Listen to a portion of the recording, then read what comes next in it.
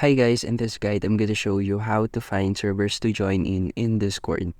First, head into the main interface of your application, and then in the left corner, you will find the Explore Discoverable Servers icon.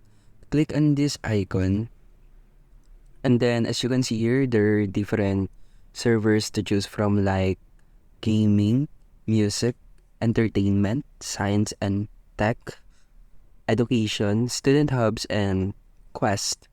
So go back to our home, and then let's say that we want a specific community to join in. So let's say about programming. Then just simply hit enter. As you can see here, there are several servers to join from. So let's say we want to join here in the second result.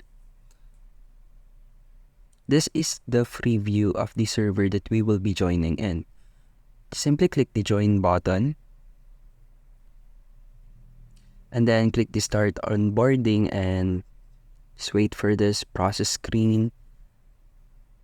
Click next.